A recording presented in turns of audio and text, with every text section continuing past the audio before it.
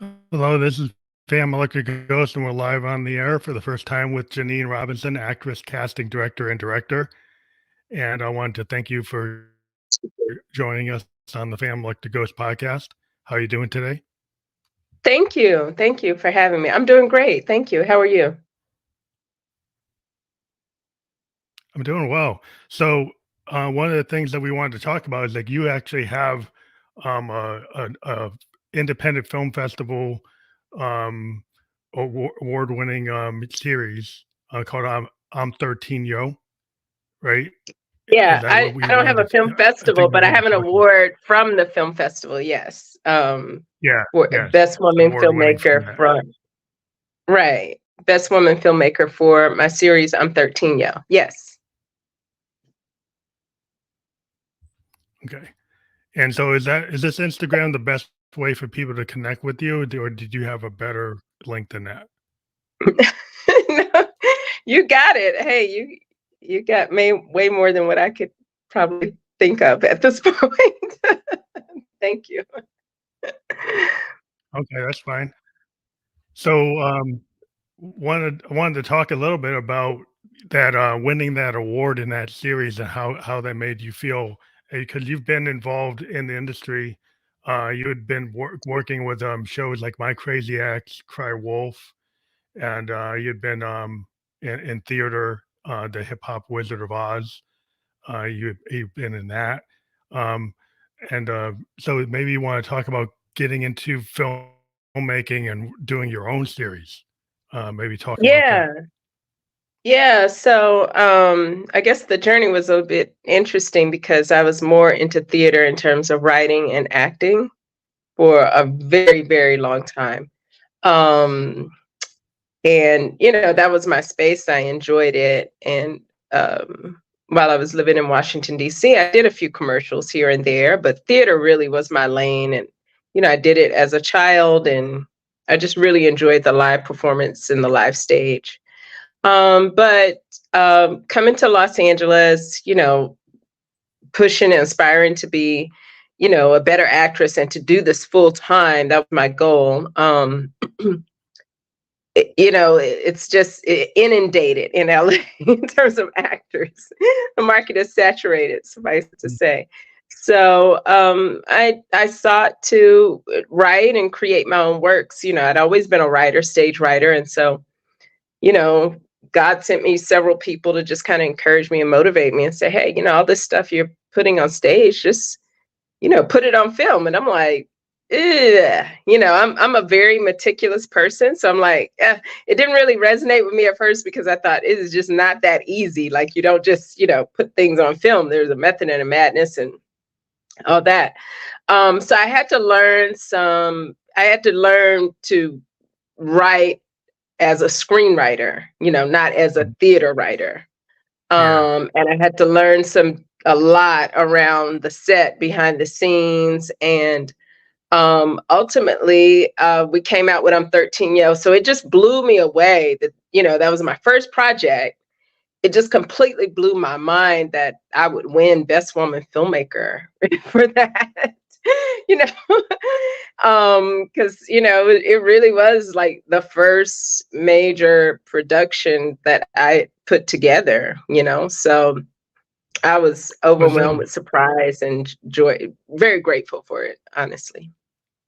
how much training did you have to do to get to be a filmmaker? Because like you were an actor, and then you were doing plays, and then you go behind the scenes and you're directing and you're filmmaking and the camera work. Did you actually get under the wing of anybody else, or did you kind of just have an idea and you just wanted to execute and say, well, I don't know what I don't know. I'm just going to try from my perspective. Did he kind of go like an Orson Welles? Is a famous statement where he said, like when he did his great film, Citizen Kane, he said, I didn't know what I couldn't do. So I just did whatever I thought I could do. I thought my eyes Mhm. would, if the camera would be like my eyes. And he did some really revolutionary things because he didn't know the proper way. He didn't go to film school. So he just did it the way he felt it should be done. So did you come Right, at it right, that kind of right. perspective? So, in a way, in a way I did, and I don't want to say it in a way that to make it sound easy, or like you're gonna have that Orson Welles luck, Mhm. because there's a lot of preparation still that goes into it. So I did not go to film school. Um, it's probably one of my regrets in life. But I chose to hire people who had gone to film school. Okay, so you had people with you. Right. So, but to be honest, it's expensive either way. So, in hindsight, Mm. I should have just taken that money and gone to film school. But I'm a very dedicated and disciplined, self-taught person. If there's something I want to know, I'm going to read, research. I Mhm. will do the work, and so I definitely did a lot of that. And so I definitely don't want to say it in such a way it makes it sound easy, because there are a lot of people who do just launch out into the deep and say, hey, I'm going to film something. And then you know, I'm just being honest, like they come into Yeah. me and they're like, hey, can you attach yourself to this project? Can you act in it? Can you do it? And I'm like, no, because, the production quality is not there.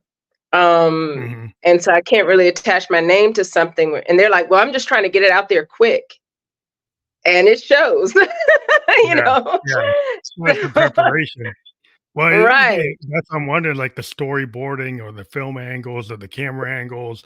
I guess, like you said, you brought in people who had that training, and then you know what you want. Like, so visually, right. if you're like, you're the type of person, like, if you're a singer-songwriter, we know what we want. If I don't hire somebody else to do it, and I'm doing all the Mhm, production, even the recording mhm, engineering, 'cause I know what I mhm. want. And I can Right, kinda get to where I wanna be, and I can do the whole thing. Kinda like the way right, like a Prince would do it, right? He did right, everything, like, right, he had the vision, he could bring right. people in, but you still have the overall vision of, like, "I know it when I see it, I know what I want," and then is that the kinda Absolutely, technique that you're absolutely. kind of owning it? Yeah. And I was explaining to someone else how, you still want to be able to speak the language. And so that's what I had to learn, because people, even though you have the vision, like, that's not really what I want, as a Mhm. director and as a leader in general in any industry, you still need to be able to communicate how to get there. Because sometimes people really, they don't know. And so Yeah, yeah. that's why I chose to take 2 years. I mean, I'm 13-year could have come out in 2015, or 2016. It didn't come out till, a couple of years later, because I still devoted myself to learning the craft and learning, how can I get this director? How can I get this DP or this lighting person or the sound person to understand what I want? Because some of these people Oh, are real tech geeks and, so they like wanna tech hear the wonks. acronym. Right. And Yeah, to they say, wanna hey, hear I want yeah. it. Right. To say, hey, I want it to be bright means nothing to them. But it's Yeah, like, yeah. I need a 24 lens, to do this. Let me shoot in, this many 24 frames per second, because that's what I need for comedy. So you Exactly. still really, if it's your money and your time, which to me, money and time are completely equal, you're going to invest the time and to educate yourself so that you can communicate exactly what you want, and the end result is what you want, what you envision. That makes sense because you wanna know, like, the type of cameras and the angles and the lighting lingo. Like, I'm a Talk software guy, about so we're full of camera. That was my first test. What kind of camera do you want to shoot with? yeah. Because that's got to match your budget. And at first, Well, people were like, "Well, I got this camera, I got that camera," and I'm like, and they'll tell you, "But I have the best. I have the red." Time out. To me, a red is for adventure movies and drama features. It's not for comedy, in my mhm, opinion. But again, everybody's a different yeah, yeah. artist. So if you're shooting something, so in some people's minds it works. It doesn't. It just didn't work. I knew exactly what kind of camera I wanted to shoot with. It's a whole language, and you have to learn it. So I took the time to educate myself, even though I didn't go to film school, but it took a couple of years. Yeah.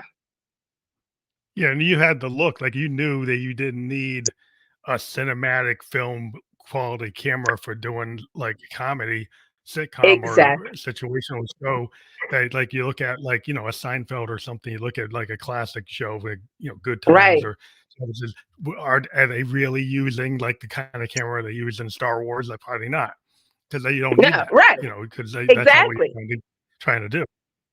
And it gets so you really get into the minutia of it all, which is probably why I won Best Woman Filmmaker, because I'm like, I get into the The split details. hair details.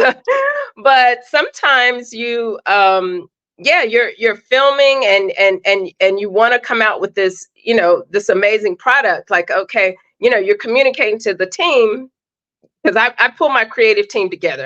I don't like people to just show up and get ready to work. No, we need to capture the vision Yeah. first, and everybody to me works together. So you need to talk to them before we show up. But Mhm. anyway, yeah.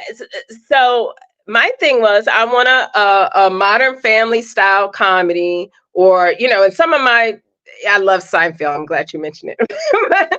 But some of my writing style is in that Yeah. vein, or Blackish even, maybe. But the Mhm. problem with that is, when you're talking to a crew, uh, and trust me, a lot of people are willing to show up and run with it if you're paying them. But Uh-huh. the difference in those, and you're going to know what I'm talking about, the difference is in studio or on location or out. I don't have a sound stage. So I need Oh, people yeah. who understand how to show up on location, or show up on a set that's out, and be able to produce what I want, even though we're not in a soundstage, we're not in studio. It's And not as so controlled even environment. that, yeah, Yeah. like all those comedies that we mentioned, Seinfeld and Yeah, they're all Blackish, controlled, yeah. all those comedies are in studio. So there's a lot of control there, right? In terms of, Oh like, my God. the sound and the lighting, you can get very consistent. If you go out, it's like if I'm a musician, right, and I try to record in a hall versus, like, a studio. If I go Exactly. into, like, a sound, like an auditorium, and Exactly. then I gotta get Exactly. the sound guy to adjust all Exactly. the preamps and adjust all the soundboards so that Exactly. we don't get Exactly. echo, we don't get this, and we don't get that. And so Right. that must make a lot of work from the lighting and the Yeah. miking, like, Yeah. because you're dealing with ambient sound or outside sounds or Right. white noise coming in or different things. So how do you handle that? You Exactly. gotta have a really good sound person that probably you had to check, had they had experience with the type of Exactly. filming that you wanted to do, right? So you Mhm. did the research to Mhm. know, I need a sound person that knows this because I'm not in the studio, or Exactly. I need a camera Exactly. lighting person that understands that because, Mhm. yeah, the same thing in, like, music, like, we get into the details of what your recording engineer, what have they worked on, what has your producer And worked on, and and when you're investing 50, $100,000 in these projects, trust me, you do not want to reshoot. So No, no, you don't wanna do that. I'm not Studio I'm time not is there studio yet. time. Yeah, studio time, and it's expensive. If you Exactly. book time, like, regardless if you're on set or off set, like, you're still paying the crew, right? You still gotta pay Mhm. people their rate, You and so got to that's pay people. being yeah, well, So that's where, it's like, best to get it right were you, the like, first time. were you Yep. storyboarding it out, or you're more like, more free flow, or have a like, an outline of it, or did you have it really planned, highly planned? 'Cause it sounds like you're very detailed. Yes. So I'm not a storyboard artist in terms of having a sketch person, that type of I would love to have that specialty on my set. Trust me, I can see the need for it. um but for our budget, we didn't accommodate that. But what I did do, um my process is a little different. But what I did do in terms of my casting, I would put um I still ask for physical headshots. I mean, it's a little antiquated, but there's a method to my madness, because I would just put them all on, my wall, and just look at them every day for a few days, Sounds and like just see, whiteboard. like, are these the choices? Right. And it's like storyboarding. Exactly. You Are kinda these the whiteboard, yeah. choices? Are these the headshots people to that, figure out right, are going to look like which are the family right. and have chemistry exactly together? And then I put my locations up, and I just put it on a big wall and just, try to visualize, is this going to match? And then once I do my casting, and start, I have to do wardrobe too. Hey, maybe that's why I won Best Woman Filmmaker, right? I'm wearing all the hats. Oh wow, But are you highly involved in the wardrobe? I mean, are you oh still yes, working with designers or clothing people to no, no. get I mean, because you'll have a I certain idea of what you want it to look like. exactly. I take suggestions, but for the most part, I know what wardrobe should fit what characters, and I need to blend. I need to make sure, everybody can't have on prints and stripes, like there's a whole thing. And what colors are you wearing? Because what mood are you trying to convey in the scene? And does this fit the whole theme of the show? So yeah, I'm Yeah, very, very and involved in wardrobe. Very. do you try to tailor outfits to the characters of the actors? Of your character or the people playing the roles? Do they have because it's like some classic shows like the outfits are kind of like iconic with the character. Like they kind of fit the Mhm. personality of the character. Are you into that kind of mapping of how the Yes. person should be? Yes. Yes, yes, I am. And I mean, I don't want to take all the credit. I did have a couple of wardrobe stylists who assisted me on occasion, that I could call on, but they're a little bit above my pay grade. So if it was like really, really big important days that I really wanted to make sure I nailed it, then yeah, I would hire them or call in some favors from friends who I knew were deeply in fashion industry. But for the most part, I did, like you said, the mapping of the wardrobe, yeah, throughout the series. Yeah. So in terms of the scripting, are you totally writing the script all yourself or you're working with multiple writers? Now I write the script. Now I'm 13 Yo is based on my real life story. It's not a true story, but it's based on my real life story as a single mom of my son. And he's 20 now, but he was 13 at the time. He was, I just remember those days when he turned 13, just asserting his independence. And so I did give him some writing credit for that, because some of those lines truly were the things that he said, especially when the characters say, Happened to I'm wife. 13, yo, I'm 13, yo. Like he would walk around the house all day, every day saying that. I'm like, oh my God, will you stop? Just make it stop. So he So things contributed like to that. your Yeah, so things like that actually came from my son. So I gave him a little IMDb credit for that, yeah, start them yeah. off on their path, right? So that's really interesting to, like us, I love to talk to creative people that have that kind of level of vision. Because like if you think about somebody who's like a singer-songwriter and they wrote the song, then it Right. feels like that's their idea, right? It's not Hmm. somebody else like Tin Pan Alley wrote it. And then not that's not cool because Frank Sinatra was singing all this stuff. They're like, yeah, that's amazing. But Hmm. there's something about when you have your stamp on it, like you said, it's partially part of your life. Like you put Yes. yourself into it. And so that's your Yes. vision. And it's like a lot of that. So when you do that, did you feel any trepidation about putting like any fear about putting parts of your own like I guess the vulnerability of doing that like when you're Oh my doing that kind God. of work You're were you you're worried scared about that? shitless, man. You are scared shitless. I remember theater. I mean, film is a little safer. You don't get as much anxiety with film, but well, you do actually. It's probably the same.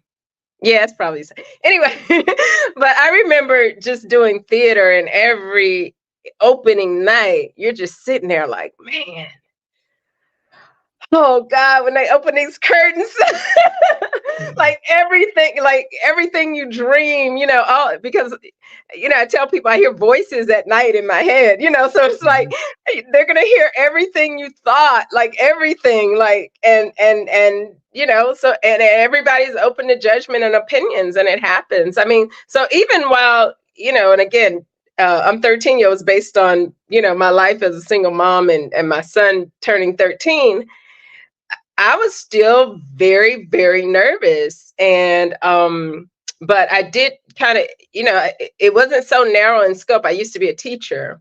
So I kind of knew that age group too, and their antics and how they behave. And so it was well informed, but I still was like, wow, you got to be very vulnerable as a writer. You Yeah. have to be very vulnerable as an artist. And so I remember, when we first started, trailing it through film festivals, people, I mean, I had other parents, teachers, because you think, are people going to get it? Like, are they going to get it? Or are they going to just be like, what the hell is this?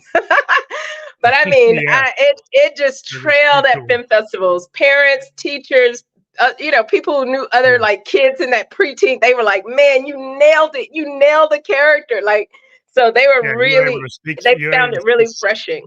And it crossed, and this is what amazed me too, that it crossed so many cultures. And so, even though we weren't talking about like bar mitzvah or the Jewish culture or even, other cultures who have these rite of passage, like at that 12, 13-year-old age, like people from so many other cultures were able to resonate from it. And that was really, really exciting to see that they got something out of it. Exactly. Right. Because sometimes, like, I'm a child of the '70s, and we grew up with, like, Good Times and the Jeffersons and Sanford and Son. It was kind of like very niche black kind of thing. And then we get, Cosby, and you get Blackish, you get things that are more relatable outside of the subculture of what was originally done in TV. And you're wondering, like, well, can you speak to like beyond a black audience? Can you actually speak beyond that cultural center? And some people don't want to give black art a chance because well, it's a niche market. I'm not going to get as big an audience. And did you run into people that were like, well, this is like a narrow audience, and they didn't know if they want to fully like buy in?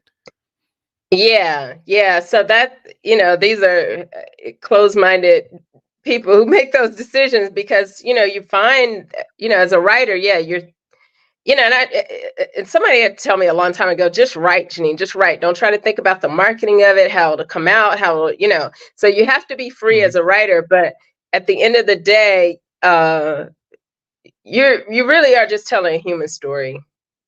It's just a human story that humanity can share. So it does transcend culture and race and, all these limitations that we think, things have to put on our mind. But that's the beauty of a great story. You can watch Reservation Dogs, or, you can watch Grey's Anatomy, or, any great show, if it's beautifully written and the actors are true to their characters, it should transcend time, period, place, race, culture, age, everything. It should. Yeah. Well, that's the magic about creativity. I love original ideas that come from, the original creators, and sometimes you have these things to where it's not like a singer-songwriter or the film director or screenplay writer is like, a Tarantino type of thing where you're doing the whole thing. Like you're coming up as an independent and you have a vision. And it's the same thing in music. Like you have somebody just like a producer and they produce the same style for 10 other artists. And everybody gets that same stamp versus like somebody comes out of left field and it's like, it's just Curtis Mayfield and he has his own thing. That's his thing. And that's the style. It's very unique. And I was always drawn to the people who are willing to kind of push it and have that vision. And when you write, do you feel like you're in a flow state? I've talked to a lot of authors and creative people that get into this kind of, or do you like to really map it out and chart it out and pre-plan it, or do you allow dialogue to kind of come from like this kind of free flow stream of consciousness, or do you have a very strong idea what it should be? So it happens always. It could be, from the skeleton or the outline to the full development of the story, Or, sometimes I just get scenes and scenarios like your muse is just talking to you, but you don't know where it's going to be. You don't know what medium it's going to end up in. Like I have a bunch of stuff that I have no idea. Is it stage? Is it screen? Is it, I don't even know anything about, what the title of it will be, or anything, it's just sitting there waiting to, attach itself to something. But yeah, it happens in all Yeah. kinds of ways. I remember just, working like your boring 9 to 5s where you don't belong. And just sitting there sketching out scenarios. So I never, when I first started writing, it wasn't to, write a whole thing. I was just imagining, characters and dialogue. That really is how it started. But now, as I researched and read about screenwriting, now, sometimes now all I get is like the log line or the title and the essence or the theme of the movie. And then I'll go back and map out characters and do my character breakdowns and start to anyway, a lot of stories nowadays, in modern filmography are character driven. So it's important to take that time to just sit down. So now I find myself, now that I'm a more developed screenwriter and filmmaker, now I find myself saying, meeting people in an Uber like, that's an interesting character. Yeah, I did. You used to start with all the plot points, like the events and the sequence. But yeah, now it's everything, it's like you want that character. I did as a songwriter. I did Uber for like 5 years, and I kept a journal of all the characters I ran into, and then I kind of used it for my songwriting to come up with ideas of. See, Because it's a kind of a way of a trick. It's not a trick, but it's a way to kind of. Well, the way I look at it is like I never know where something's going to come from. So it's like you can have the thing where you wrote on the napkin, you did the voice memo, you woke up in a dream. I'm in my home studio, so I can just jump on my piano 2 in the morning. I had a dream of the chord progression, and I jump on it and I put it down because I don't know. Like one day it's on the grid, one day it's in my head, one time I'm humming it in the woods, put it into a voice memo. It's like, well, however it comes, it's like they say, however it serves the art, however it comes to you, like you're open. I think a lot of creative people, what I found is like we're kind of vessels and we're open to that muse. And we have a capability of kind of not discarding it. You don't discard there's a story about Hendrix with the Isley Brothers that one time he was recording a track with them and he went off and did something. And they asked him like, "What are you doing?" He said, "Well, the universe gave me this. I had to put it down." And they were like, "Well, you're fired." But he was the kind of guy like, if it's coming to me, I'm gonna put it down. And I'm not gonna ignore it, but it's like that's how it is, Yeah. In the church they say you don't quench the spirit, right? So yeah, you have to, I would encourage everybody, write it down. People are always telling me, I have an idea about a book. Write it down, write it, but I can't. But you know what? Once you start putting 2 words on a page, because sometimes I sit down, I'm like, I'm gonna write at least 1 page tonight. I'm gonna write at least 1 page.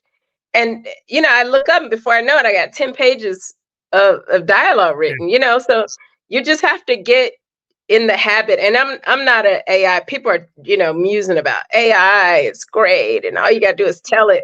I would never dare trust my writing to AI. No way. I'm not. I'm not gonna. Yeah. Yeah. That's just too much to me. I'm like, no way.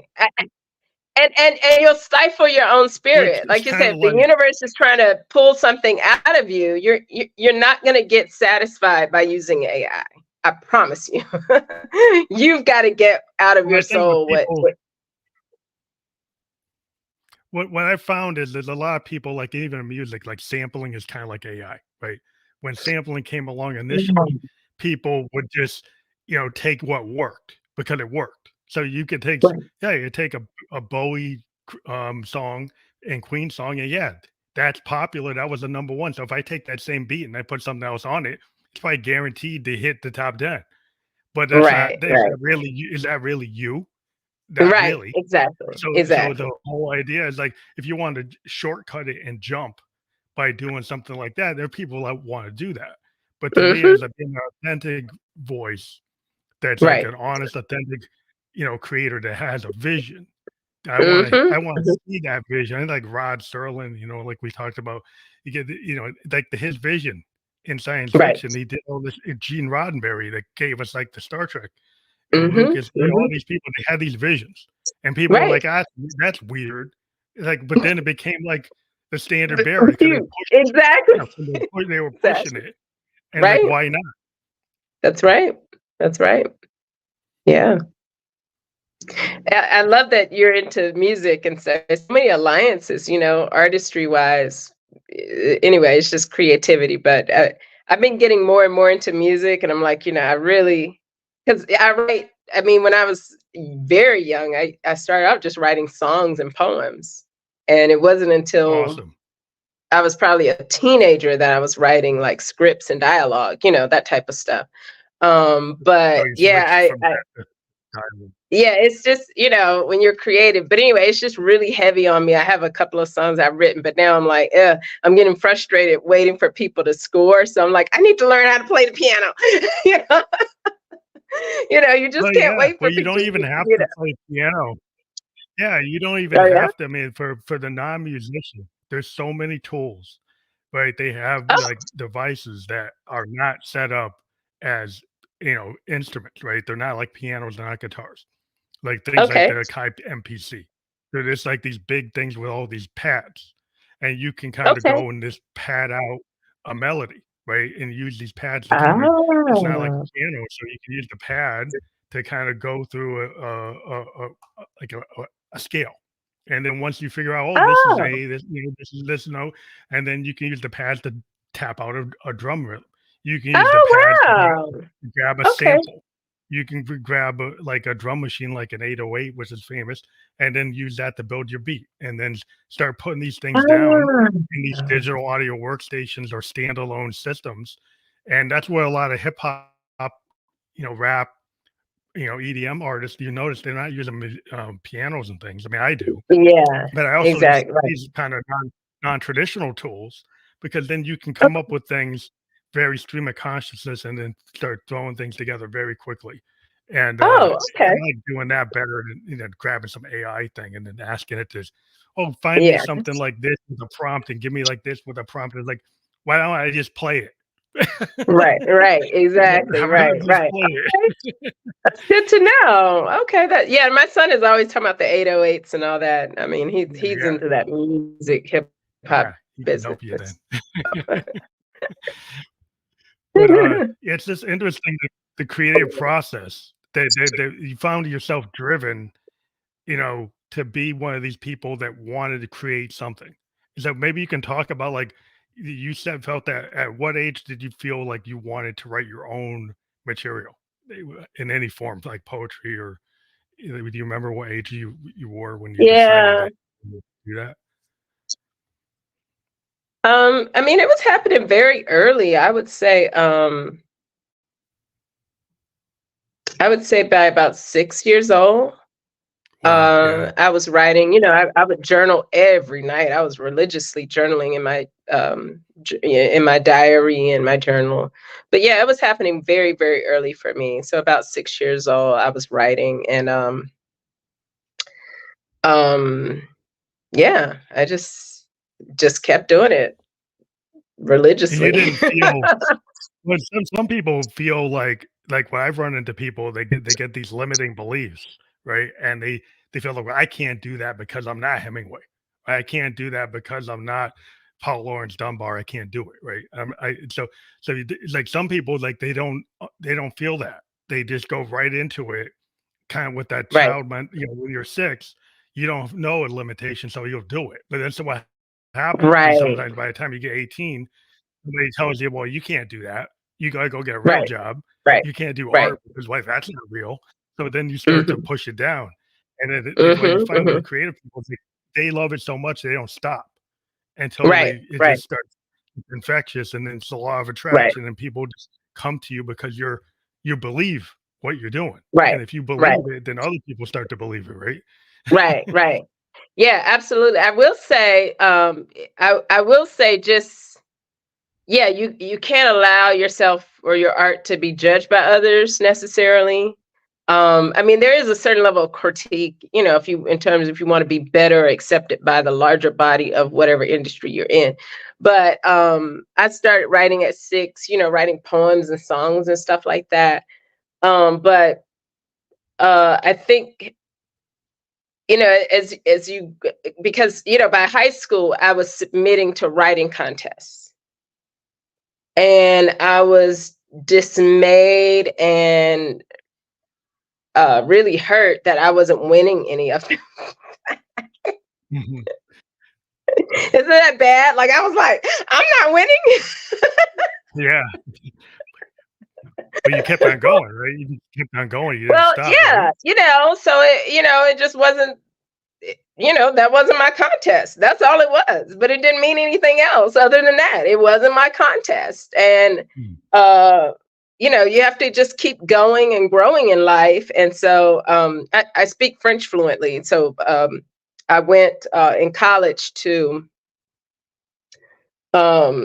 Martinique, and I was taking a class Oh, wow. there. Yeah, and that was my study abroad. I was taking a class there, and so we had to write, you know, like this 10-page paper. By then, it was like, you know, everything in French was my major, so I had to write everything in French, you know. And you know, so that adds Mhm. another, you know, you can't just be a writer, you got to write now in French all these pages, you know, and express yourself like, and be, you know, Yeah, like I you, love like you're native or like believable, right? It's all got to make sense. You can't yeah. say the dog is Cultural. talking to You the have to match class, the right? culture. Yeah. So anyway, so yeah, so can you imagine now I'm, you know, I'm in college. So now it's, you know, fast forward all these years later and all these writing contests that I've lost, you know, and these weren't screenwriting contests. They were like essays and stuff, you know, that type of stuff. Anyway, regardless, I was putting myself out there as a writer.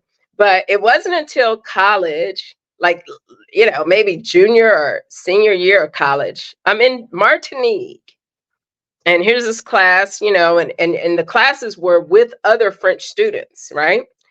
Mm. And she's reviewing. They're very open there about, you know, critiquing your papers. Those professors don't play, right? They're like, and in front of the class, she was like, and Jeneen's paper, she said, my God, was, and that was the first validation of my writing I got. She said it was brilliant. She said it was, she said it Oh, just blew my mind. Yeah. And I'm sitting there like, whoa. Not only yeah, did how did I it make you write feel? something now that resonated with somebody, but she's going, you know, I wrote it in a different language, and now she's saying that it was actually brilliant. And, you know, you know, I don't know if your audiences speak French, but the expression of that is, say, assez brillant, like, and so it just Wow. adds a little bit more. Look, I'm a little bit more brilliant in Yeah, French than English, right? yeah. No, but that's very significant because I think that kind of validation is when you're an Yes, artist, when you start to get the validation and like why you keep on, you know, not that you say, well, I'm going to keep on going regardless, but when people right. acknowledge your work, regardless, like that Mhm. is important. When Yes. you're At like, some, because that's where yes, usually, you know, and it doesn't always have to be who people think it is. Like when you get that acknowledgement, you know, and you that's get how that people, validation. And yeah, trust me, my parents, nobody was validating my work. You know, yeah, you know, so we didn't have the parents. You probably know yeah. what I'm talking about. We didn't have the parents that the parents are today. Like these parents today are What are you cheerleaders, doing? coaches. They're your biggest fan. You know, they could be your only fan, and it matters, right? Yeah, yeah. Nobody cared what I was doing in the country, like writing. They didn't know what the heck I was doing. They didn't care. Like there was no validation anywhere. Yeah, that happens to a Yeah. lot So of when you artists, you finally know, get I'm it, like, you're "What are you like doing?" sopping it up like a biscuit. Like, man, I got somebody sees me. So when you wanted to get into film, and I guess I'm gonna ask this kind of questions is, were there filmmakers that you were inspired by that you kinda, I guess were used them and not as a template, but it's just like influences? Like, so you have influence. Like, and I always talk about why I love Stevie Wonder, Curtis Mayfield, love Mhm. Miles Davis, Prince. You know, that's I'm not trying to copy them. I'm inspired by them. I try, Mhm. you know, feel what the that vibe of that creativity and trying to get anywhere near it. You know, is what I'm trying to do. But So, yeah, yeah, when no, honestly, I had no, I had no icons, no, idols in this industry whatsoever. And that's not to say there wasn't work that I like. I loved work. This is the reason why I had no idols or people to look up to in this industry. I never thought I was a filmmaker. oh, so I you weren't never thinking that way. I was not, it was not even on my radar. Okay. I'm a writer, yes, and I'm an actress. But it wasn't until but the other part of it, I'm a spiritualist, right? So I'm sitting in a restaurant and literally God sent an angel, this guy to me and said, you're a writer and you need to put your stuff on screen. You need to be a screenwriter. And I'm like, Oh, so that's it. That's the message. that's kind of how it happened. Okay. So it completely is one of those things just kind of fell out of the sky, miraculous. And so I thought, wow, this guy does not even know my name, much less the fact that I'm a writer. Like, and I wasn't sitting there with a book. I wasn't writing, like I wasn't like I literally was having breakfast and he comes and tells me this just out of the blue. And I thought, wow. So Oh, at that point, I was like, well, can that's I nice. get your number? Because I'm like, how do you get this? And he said, well, God deals with me this way. And sometimes, I speak like these prophetic words over people. And I'm like, okay, but really, like, there must be a way that, and he was like, no. And so I said, okay, well, I tell you what, I said, since God put it in your heart and mind, then I'm going to draw on that. I have some things I want you to read and you let me know. Now, if you can read it and tell me, yes, You can this see is it. good, then I'll go for it. And he said, well, and he was like, okay, I'll do that, but I'll do better than that for you. I will score. And this is a Grammy award winning producer now. He scores for the game. He's won awards. Anyway, Wow. yeah, exactly. Again, I didn't ask for this, right? It God will came to put you. you where you need to be, right? But he said, I will score your film. Oh, wow. He said, I believe that much in the fact that I know God sent me to you to tell you this. I will score it and I won't charge you anything. I mean, you can't pass up a deal like that, right? No, that like that kind of synchronicity, how does that happen? But I mean, that's Exactly. like when you have a kind of free spirit or willingness to listen to the muse, and it's a lot of what That I said, like right. when something comes to you, Yeah. do you say no? Like I got into Right. podcasting because a guy in 2016 said, "I want to interview you." And then I Oh, said, "Well, what's a podcast?" And I didn't even know what it was. And like people were saying, "Well, that's taken away from the band." And I said, "Well, I'm going to try it because like, right. why not?" And then we liked each other so much, we started doing a podcast together for 6 months. And that is because I Wow. wasn't willing to say no. I stuck Right. it out. Sometimes things just come to you, and Exactly. you gotta have You have to say yes. the Hmm. willingness to say yes. And like you did, Exactly. that's the kind of thing that happens. I mean, Exactly. fall Yep. into something and it wasn't Hmm. something I was planning Hmm. on doing at all, Hmm. but Hmm. Yep. happens. Yeah. So that was Dwayne DeRock, and he scored. So when you listen to the theme song from 13 Yo, he scored that song. Yeah. Yeah. And trust me, he's making That's great money awesome. from other And you were people. So he didn't yeah. need my little money anyway. No, that's awesome, and, like, that shows you, like, when you meet people, don't shy away from that connection. Some people are kinda, timid about connections, and sometimes you have to be Right. open, and that's hard for some people. Some people are, like, a very hard they don't like to show their work. They keep it hidden. Hmm. They don't tell people Hmm. what they wanna do, Hmm. and it's like they're not really where they need to be because they're kinda putting a ceiling on themselves. But it looks like in your case, like you were open to it and you Yeah. went with it. Well, it's back, back to that vulnerability, willing to be vulnerable, but yeah, a lot of people's stuff is just, they talk about their dreams and they, I don't know, they're tossed in their nightstand drawer, but they're doing nothing with them. So I am grateful that I've been able to mobilize and do the things I have done. But you got to put one foot in the front of the other and do it. Well, it's just awesome, like you said, like what happened with the recognition for I'm 13 Yo is you didn't know if people were gonna feel it, but you put your heart into it. And when you're authentic Mhm. and you just do the best job you can, and you're just being true to your own vision, I think that's what resonates.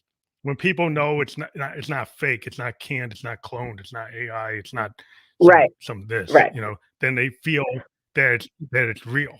I think that's what Hmm. people forget today because there's so many tools that can create Right, something that's very slick, but it has no heart. If it doesn't have a soul, right, if it right. doesn't have a deeper meaning, it's like, yeah, you can get a million Hmm. hits, but what does it mean? Hmm. It doesn't Hmm. really mean that much. Well, right, exactly. And that was really when he told me you need to put your stuff on screen. That was kind of the dilemma that I was having. Like, well, which one? I've been writing for years. So I'm like, which Yeah, one do I, that's like, another story. you How did you know, pick yeah, God is giving you this opportunity, and you're like, well, gosh, but there's this, and there's this, and there's this.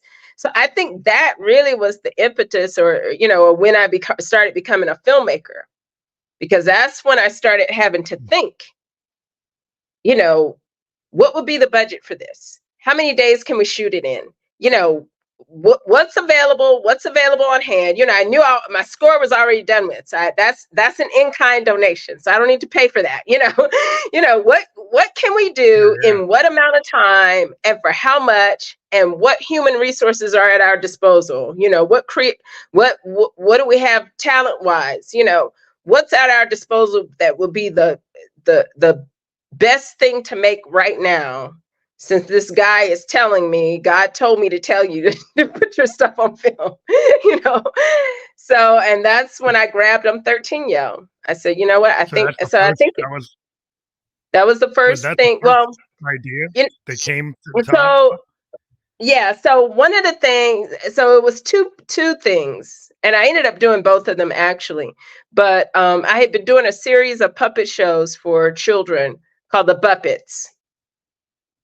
And so we had already staged all the shows. And so I thought, so around the same time, and again, sometimes you don't really have a clear message from God, right? You just kind of go with, okay, we'll try this and this. So, and we'll see what happens. And so at the Mhm. time, uh, the Huntington Beach Cultural Cinema Festival made an appeal for cultural shorts. And I thought, okay, the Huntington Beach Film Festival, and it was kind of like Black History Month around that time. So I thought, Okay. okay, this particular episode of The Buppets would be good for that. And then I'm 13 Yo will be something that The Rock can score for me. I didn't want to, I definitely want to tap into his talent and his, credibility, since he's lending it to us, right? So at that point in time, I thought, it probably take 13 days to film. I'm 13 Yo. And so that was a whole thing of, anyway, pulling together a lot. How do you do casting and all that? Yeah. But then with the Buppets, I didn't have as many resources. I didn't have as access to as many resources. I had a friend who had an old camera that they didn't use anymore. So I was like, okay, I'm not going to film I'm 13 Yo with that camera. Absolutely not. I'm definitely going to hire a DP with a great camera. So, but anyway, I did it. The Buppets I did in my living room. It only took one day. And to me, it was horrible. The raw footage was horrible. Okay. But again, you're telling me to point and shoot. I'm a writer and an actress. Yeah, yeah, Like, yeah, yeah, you got I into don't know it. what we're gonna come out with here, but we'll see, Yeah, you right? gotta try it. We gonna see. So So anyway, what came out of that was not necessarily the greatest. So I wasn't really trying to pitch that to be streamed online, but I thought, you know what? I think it's good enough to be in the film festival at least. So the Buffets came out.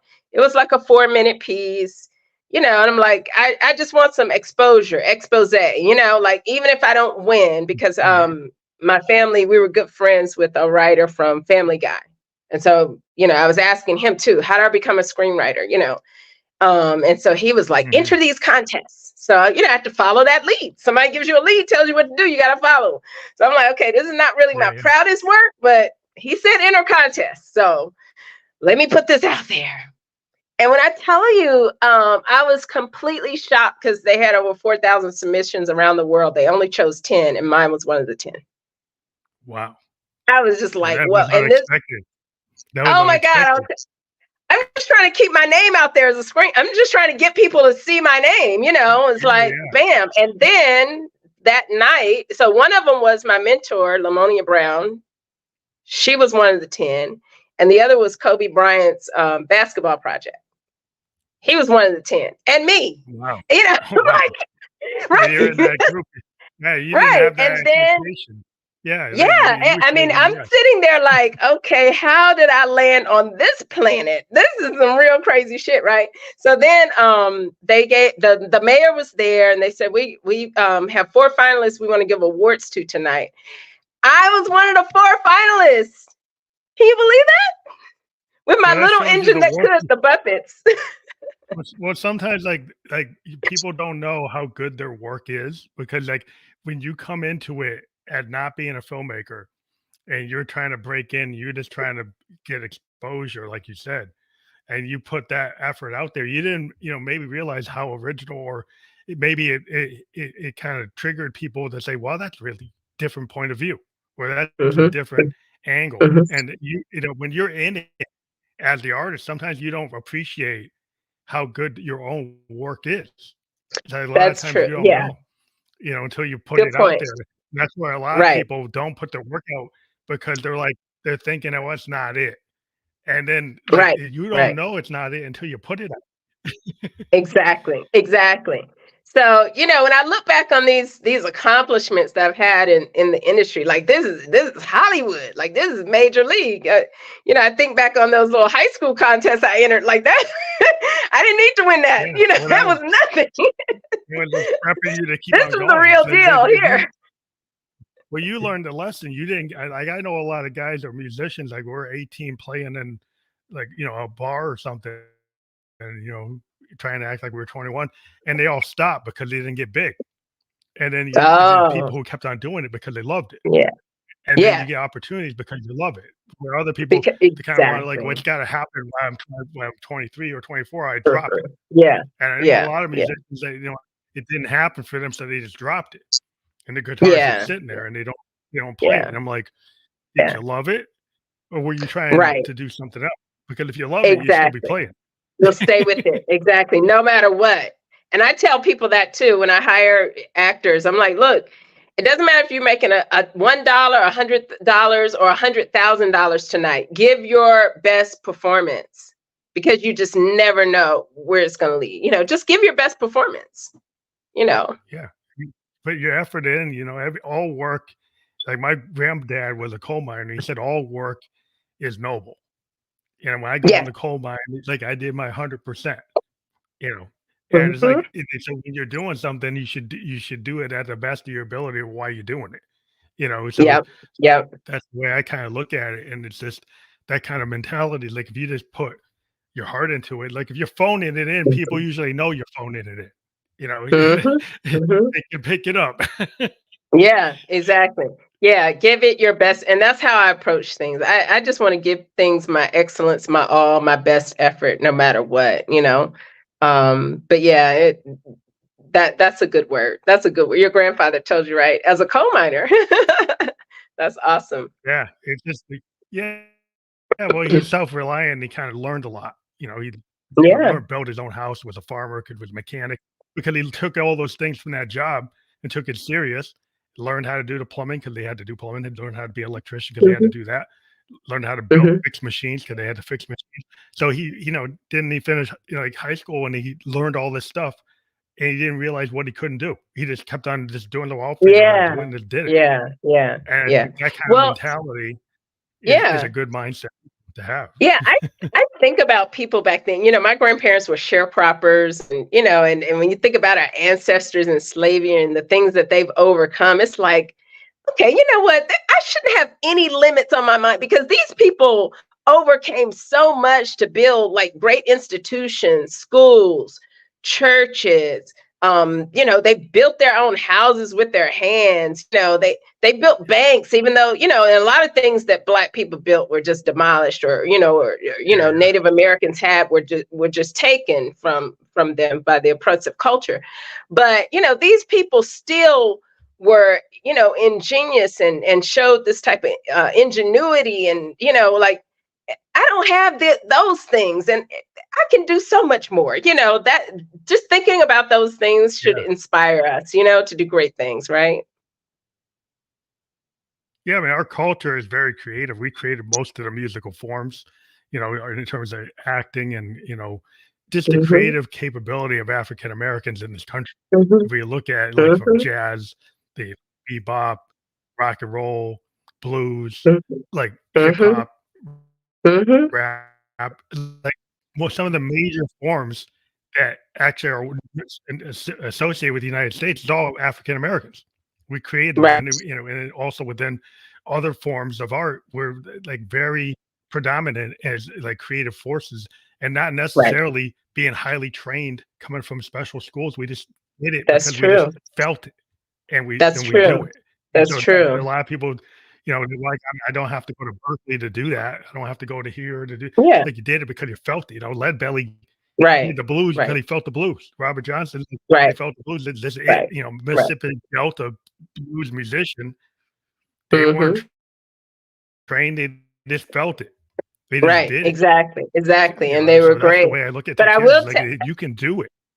They Yeah, did it. exactly. Yeah, I You can. always encourage people, but there is a whole wave of I don't need to go to college happening right now. Like, I don't need to go to school. Know, so I push back against that because it's like just because you're not enrolled in an institution doesn't mean you're not studying. You have to Oh no, you study should. to Yeah, excel. Yeah, you should increase your definitely be grades. You learning should and read. educating yourself. I'm forever a student, so there's always stuff to learn, and just learning about any and everything just makes you better. So yeah.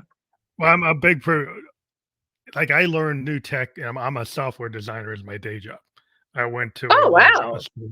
I went to Bowdoin College in Brunswick, Maine. I'm a big advocate for education, the more Socratic method, holistic thinking, Mhm. but also a big Mhm. of taking people that maybe don't think they can do it Yeah. and saying like, yeah, you can, you can learn anything. You could learn how to play Mhm. Mhm. any instrument. It's never too late. You could, feel something and put it down and become a great poet, became a Yeah. great actor. And it's Yeah. just the fear of being on that stage. You got to get beyond it, but that's a you. Like once you get beyond that, then you can actualize to wherever you need to be, and you can Right. get to Exactly. whatever point you Exactly. need to be. You should always try to, make your mind. No, you never stop learning. Like everything we do Exactly. in tech, we Exactly. learn stuff all Yes. the time. It just gets Yes. rewritten. We break the rules. Exactly. We have to learn the next thing. Whatever we Exactly. knew goes away, and then we have to learn the new thing. So Yes. we're Exactly. constantly being re-educated, Hmm. exponentially. Hmm. So it's very Absolutely. constant. Absolutely. But I want to encourage our audience to check out your Instagram as God is Boss. And that will be Hmm. fully clickable. Uh, so people, when you right now, that's just a URL you can look at. But when we publish on all the major platforms, or on every platform you can listen or watch a podcast, you'll be able to click through and go directly to your Instagram. So if anybody wants to connect with Okay. you there, they I'm sure that they would, find a way to talk to you through a DM or Okay. however you want to. Wonderful. Wonderful. But I And appreciate you and being on and the show. and watch the show. I'm 13 yo, and I have a Yeah. new show coming out as well. So check it out. Oh, that will that be on the Instagram? You'll be pushing that? I will be in the next 2 months pushing our Will you be new show. promoting on So, your channel? yes, I will be promoting that on Instagram, That's Goddess awesome. Boss, as well as on Facebook, Saponi Star Productions.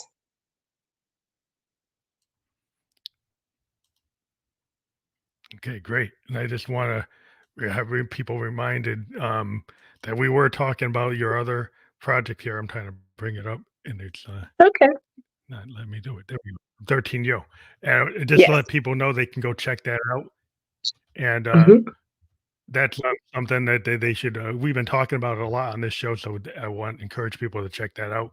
And follow you wherever they can follow you, and subscribe wherever they Yeah. can, and connect with you. And again, it was great having you on the podcast. Will be fully Thank you. published tomorrow, and we'll give you a Okay. landing page for your audience where they can Okay. choose to listen or watch anywhere they like podcast. So thank you Okay. again for being on. Thank you. Thank you for having me. Peace out, everybody. Have a good night. All right. Bye-bye.